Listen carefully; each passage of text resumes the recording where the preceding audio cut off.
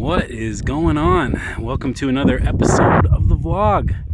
Today I'm out in my hometown mountains and we're going to do a 300-mile review of the Salomon S Genesis Courtney Dauwalter Edition. So make sure you tune in, flesh out the ears. Going to be giving you some good stuff because I've put 300 real legit miles on these shoes, and the story is I like them.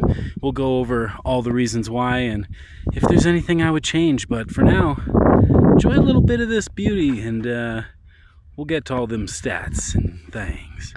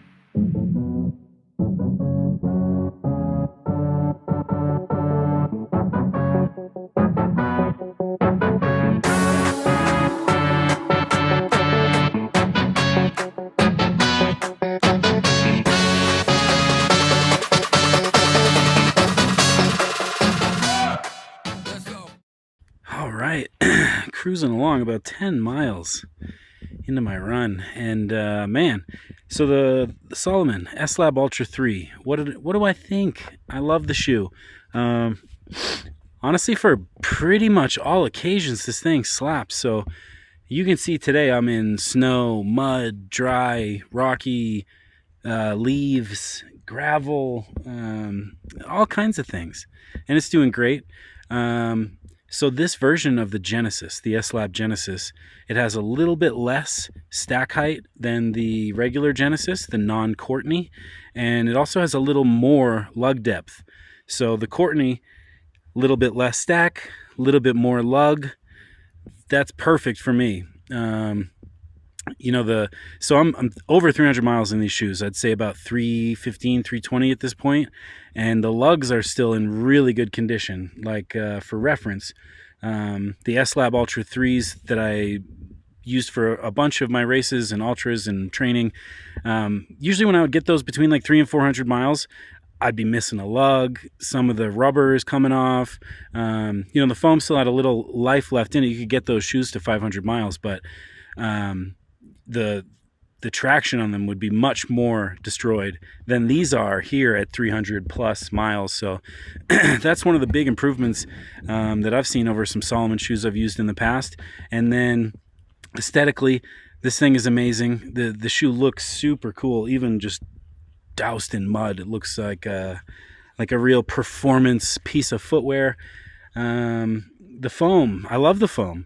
I'd say the foam from a durability perspective is probably the least durable part of the shoe, but like I said, I'm over 300 miles and it still feels like there's some nice life left in that foam. I don't see any reason why these wouldn't make it to 500 miles and still feel great. Like with these shoes the way they are today, if I had to, I would run a 100-miler in them and not really worry about, oh, is the foam dead? Am I going to have enough traction in the lugs? Things like that. So those are all great signs to have for a shoe that's 300 miles of really, really tough miles. Like, everything I've done has been like what you're seeing today. Hard, rugged. I've put these things through the paces, and I've never cleaned them either. So that upper is staying durable, even though I'm not washing out all the grit and the sand and the salt and everything else that gets built up on top of an upper that usually causes them to start to crease, cut, wear, tear, break, you name it. So not seeing that with these I'm impressed. I'm super impressed. These are incredible shoes. I like the sock style in the upper too. Obviously, we've gone over that a bunch of times on this channel. Love the sock style upper. And one thing that I like about these too, right out of the box, I ran like a 23 mile run in them, 8-hour run, something like that. And perfect. No blisters, no chafe, no hot spots, nothing. It was out of the box. A great long run shoe, and that is obviously hard to find. Let's keep it trucking. I'm gonna cut my loop. I know some of you hate that. I apologize for the burps if you can't handle the heat. But I'm gonna cut my loop a little short today. I just don't necessarily see a reason of getting a second summit in. I kind of just want to go home and relax, so we're gonna cruise down Rock Canyon, get to the trailhead, and then take the BST back over to Slate Canyon where I started. Some beautiful stuff along the way. I hope you continue to join me, and if you've made it this far, please hit the like button, hit the subscribe button. If you've made it this far, you probably are down to keep watching,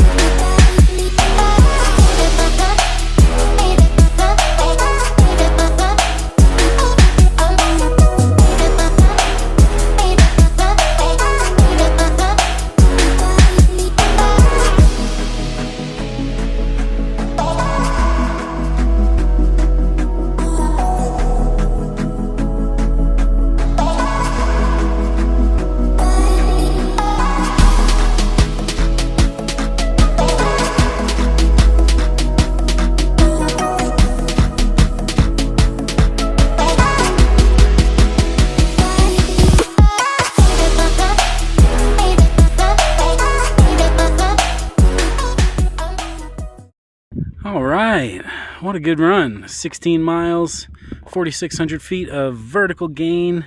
And yeah, loving these shoes, the S-Lab Genesis Courtney Dauwalter. So let's go over the price. Price is not bad when you compare it to the other, top tier race shoes that are out on the line. So things like the North Face Summit Vective Pro 2, the Adidas Agravic Speed Ultra, the Hoka that everyone wore at UTMB. Those are all going to be between, and let's not forget Run Speedland and Norda coming in at well over $300 a pair. Absolutely ridiculous. But those other ones I mentioned, they're between $275, $250 maybe. So yeah, this is coming in about 210 US doll hairs, and that's really not that bad for what you're getting. It's really not. Because yeah, the rest of these things that are out there, you're paying $300 after tax, and that is just tough. Especially when some of those shoes, like the North Face Summit Vective Pro 2, 200 miles in, the tread gone, had to get those resold to make them worth anything. And then things like the Agravic Speed Ultra, destroying my ankle. Like, I don't know how David Roche, props to you, brother, course record city this year, but I don't know how you ran a few 100-milers in those shoes, because I can't run 15 minutes without the blood coming directly out of my ankle. So yeah, I mean, compared to everything else I've ran in this year, these Salomons are absolutely fantastic. I think for the price, you're really getting a good deal on a top tier trail runner that's great for, I would say, anything 50 miles and above. Obviously, you know, if you're training, they're great for that too. But for racing, obviously, I think there's things for 50 miles or below that would be better. But this 50 miles and above, I think would be a great option. And yeah, they just restocked it on the website. So if you are one of those people who missed out on the first drop and didn't get one of these sweet pairs of these things, worry not. They made more. I'm actually going to go buy another pair as well. So thank you, Salomon. Thank you, everyone, for tuning in. And we'll catch you on the next one. Woo!